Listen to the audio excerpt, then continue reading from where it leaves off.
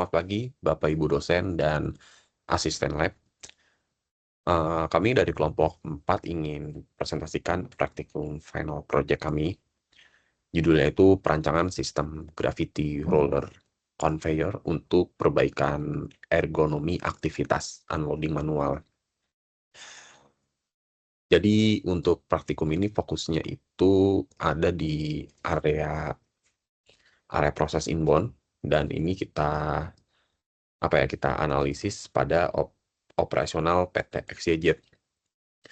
Untuk anggotanya sendiri seperti yang ada di layar slide ini di kanan bawah.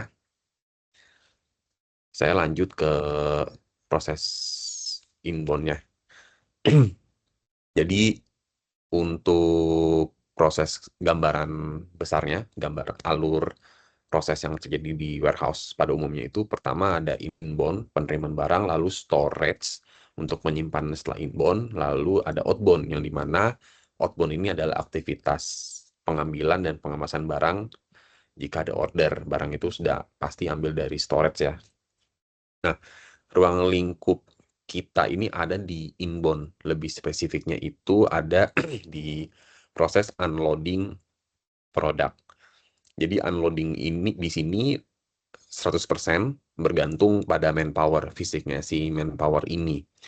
Dan juga tidak ada intervensi ergonomi sama sekali. Nah, yang kami khawatirkan ini berpotensi menimbulkan resiko keterlambatan proses yang ada di gudang dan juga kelelahan dari manpower. Jadi skenario kan begini, jika terjadi keterlambatan di inbound, maka itu akan terjadi keterlambatan dalam menyuplai barang yang ada di gudang. Maksudnya itu lebih ke storage inventory kita, jadi telat. Lalu jika ada outbound memesan barang tersebut, itu juga berpotensi telat dan bahkan terjadi cancellation, potensi cancellation.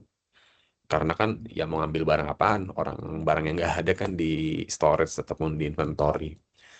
Jadi kurang lebih skenario yang kita khawatirkan seperti itu jika terjadi ada keterlambatan inbound. Nah, lanjut di sini metode unloading aktual yang terjadi itu pertama postur membungkuk yang sering karena kan ketika tumpukan dus sudah berada di level tengah ataupun paling dasar truk, kan mau nggak mau harus membungkukkan badan ya untuk mengambil produknya itu. Nah, lalu selanjutnya itu ada di jangkauan berulang. Maksudnya itu si pekerja ini sering melakukan jangkauan berulang, kayak menarik beban, menarik dus ke area yang menjauhi center of gravity atau pusat gravitasi si pekerja ini. Dan yang terakhir, manual traveling. Menurut kami ini adalah bagian yang sangat sangat wasting aktivitas, karena kan ini terjadi terjadi berulang ya. Gini, skenario kan begini. Kalau posisi dus yang ada di dalam truk itu dekat dengan pintu truk, itu kan mudah ya. Kita tinggal ambil dusnya, posisi kita di dalam truk, kita ambil dusnya, tinggal kasih ke tim bawah yang standby untuk menyusun di palet. Itu kalau dekat, cepat kan, tinggal ambil, kasih. Tapi bagaimana kalau sudah ada di titik tengah truk dan di ujung truk, yang dimana kan kita harus nyamperin dulu dari pintu truk ke tengah, ambil dus, kita jalan lagi ke teman yang menyusun palet yang ada di bawah. Itu berulang terus sampai dusnya habis yang ada di dalam truk. Oke, selanjutnya akan dijelaskan oleh rekan saya. Terima kasih. Perkenalkan, nama saya Dwi Tumatrada. Di sini saya akan menjelaskan mengenai modul 1 terkait antropometri, yang mana sebagai dasar dalam penentuan dimensi konveyor. Dari kondisi aktual, operator di sini melakukan unloading langsung di dalam bak truk. Posisi box yang rendah itu membuat operator harus membungkuk dan menjangkau ke depan. Sedangkan ruang kerja di dalam truk ini kan juga terbatas. Oleh karena itu kami mempertimbangkan 4 dimensi utama, yaitu tinggi siku berdiri, jangkauan tangan ke depan, lebar bahu, dan tinggi pinggul. Data ini kemudian diterapkan menggunakan prinsip persentil, di mana P5 ini digunakan untuk memastikan jangkauan oleh pengguna dengan ukuran tubuh yang lebih kecil, lalu P95 untuk kebutuhan ruang gerak atau clearance, dan konsep adjustable untuk mengakomodasi variasi pengguna. Jadi antropometrik kami gunakan untuk menjawab satu hal utama, yaitu bagaimana posisi dan dimensi konveyor dapat disesuaikan dengan tubuh operator, bukan sebaliknya. Dari dasar tersebut, kemudian kami terapkan langsung ke desain konveyor. Untuk penerapannya, tinggi siku menjadi dasar dalam menentukan tinggi kerja konveyor yang adjustable dengan rentang sekitar 80 sampai 110 cm. Jangkauan tangan ini digunakan untuk menentukan posisi awal konveyor agar box tetap mudah dijangkau oleh operator. Sementara itu, lebar bahu di sini 46,8 cm menjadi pertimbangan kami dalam menyediakan ruang gerak, sehingga desain dibuat tetap compact dengan struktur according yang bisa dilipat. Di sini kami juga menambahkan beberapa fitur pendukung, yaitu roda dan rem untuk mobilitas dan stabilitas, serta side guard rail sekitar 12 cm untuk mencegah box keluar dari jalur saat sliding. Jadi, penerapan antropometri ini pada akhirnya mendukung perubahan metode kerja dari lifting and carrying menjadi sliding, sehingga operator tidak lagi harus mengangkat dan membawa box panjang bak truk. Nah, setelah dimensi dan posisi kerja diperbaiki melalui pendekatan antropometri, selanjutnya kami melihat beberapa besar pengaruh perubahan tersebut terhadap beban dan postur tubuh operator, yang mana akan dijelaskan lebih lanjut pada modul 3. Baik, selanjutnya saya akan menjelaskan tentang biomekanik dan design of manual handling. Yang pertama, menggunakan metode REBA. Metode REBA digunakan untuk menilai risiko postur kerja. REBA menilai beberapa bagian tubuh yang dibagi menjadi grup A dan grup B. Kemudian hasilnya dikomandisikan menjadi tabel untuk mendapatkan skor akhir REBA. Pada kondisi aktual, pekerja harus mengambil barang dari dalam bak truk dengan posisi sedikit membungkuk. Truk berada pada sudut 60-70 derajat, neck lebih dari 70 derajat, dan posisi kaki tidak seimbang. Aktivitas ini juga dilakukan berulang setiap harinya. Dari hasil penilaian diperoleh skor REBA sebesar 10, yang termasuk kategori risiko tinggi sehingga membutuhkan tindakan segera.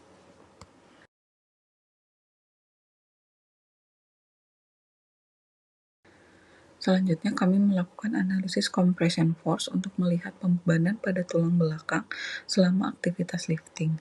Perhitungan menggunakan parameter seperti beban, massa tubuh, jarak beban, jarak massa tubuh, gravitasi, sudut posisi, lengan gaya otot, sesuai dengan pendekatan pada materi biomekanika. Pada kondisi sebelum perbaikan, diperoleh gaya kompresi sebesar 6.728 Newton. Untuk mengurangi pembebanan tersebut, kami mengusulkan penggunaan gravity roller conveyor. Dengan conveyor, posisi pengambilan barang menjadi lebih dekat dengan tubuh dan pekerja tidak perlu lagi mengambil beban dari posisi yang terlalu rendah. Setelah perbaikan, postur pekerja menjadi lebih tegak, sehingga skor REBA turun dari 10 menjadi 1. Dari sisi pembebanan, jarak beban terhadap tubuh juga berkurang dari 45 cm menjadi 10 cm. Hal ini menyebabkan gaya kompresi turun dari 6.728 Newton menjadi 2.295 Newton, atau mengalami penurunan sebesar 65,88%. Jadi secara keseluruhan, usulan gravity roller conveyor dapat memperbaiki postur kerja dan mengurangi pembebanan pada tubuh pekerja secara signifikan. Oke, selanjutnya kita akan menjelaskan tentang detak jantung dan konsumsi energi. Berdasarkan hasil pengukuran smartwatch pada aktivitas manual handling, data denyut jantung dapat digunakan sebagai dasar pengolahan data untuk menganalisis beban kerja fisik, kelelahan, dan konsumsi energi. Nah, kalau kita lihat dari gambar berikut, kita bisa melihat kenaikan heart rate, detak jantung yang naik dan turun karena dilakukannya kerjaan yang terjeda dengan istirahat. Nah, untuk mengetahui seberapa besar kalori yang kita habiskan dalam kegiatan manual handling tersebut, kita menggunakan persamaan sebagai berikut. E adalah konsumsi energi kilokalori per menit, lalu sama dengan 0,159 koefisien hubungan antara peningkatan denyut jantung dan peningkatan konsumsi energi. Lalu dikali dengan heart rate yang kita dapat, average, which is 141 beat per menit, dikurangi dengan 8,72, yaitu konstanta regresi interception, yaitu nilai teoritis konsumsi energi saat heart rate mendekati 0.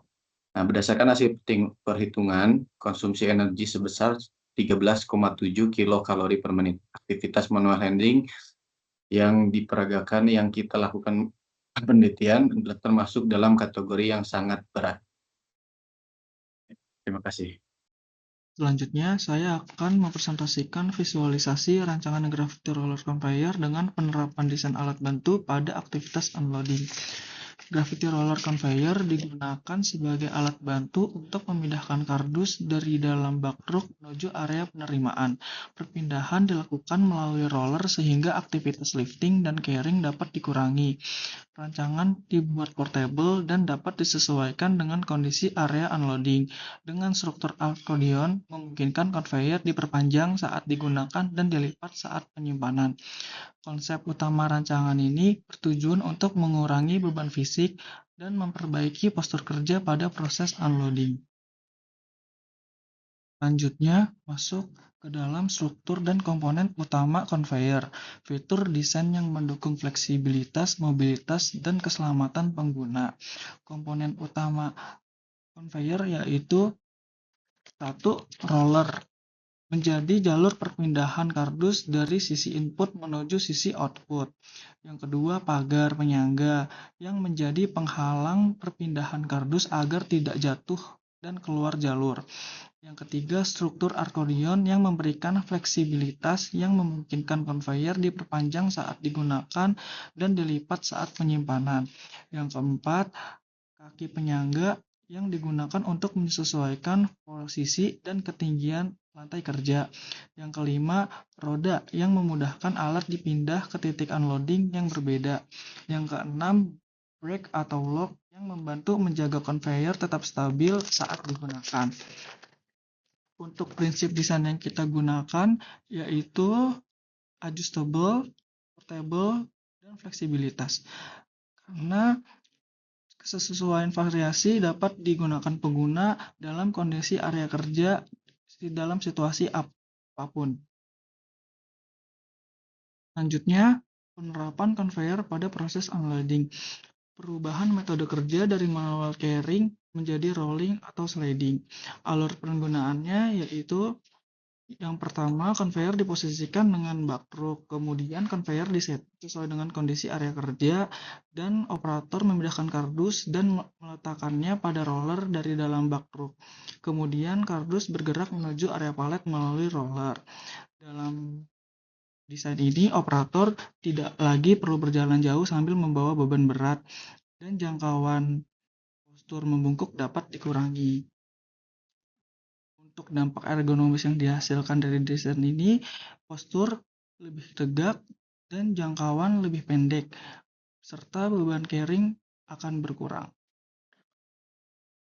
Oke, jadi kesimpulan sarannya itu intervensi alat ini nurunin resiko cedera, muskuloskeletal, dan kelelahan bekerja.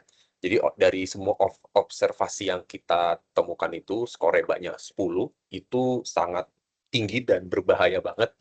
Ini nggak bisa diabaikan, harus segera dilakukan perbaikan. Nah, L5 per S1 di angka 4.200 N, itu juga tinggi banget.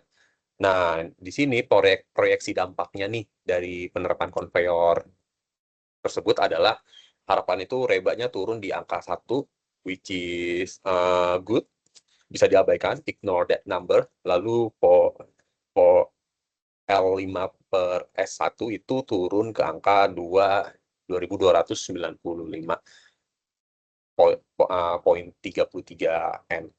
Jadi kesimpulannya, intervensi alat mekanis ini mengeliminasi bahaya mekanis.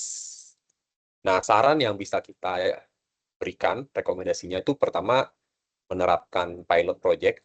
Jadi di sini kita memvalidasi penurunan energi, penurunan konsumsi energi dan detak jantung secara kuantitatif. Nah, di sini kita mengecek apakah memang si alat ini memberikan dampak atau tidak. Tapi sih harusnya ngasih dampak ya, karena kan alat tersebut memudahkan dalam proses unloading dari truk ke palet. Kedua, standarisasi SOP. Jadi tujuannya ini sebagai program pelatihan dan memastikan keberhasilan alat ini. Jadi semua step by step dan cara penggunaan si alat tersebut kita dokumentasikan, dan ini menjadi sebuah, kita nyebutnya sebagai manual book ya, cara penggunaan si conveyor tersebut. Terakhir, cost benefit analysis. Jadi di sini kita analyze between capex atau capex,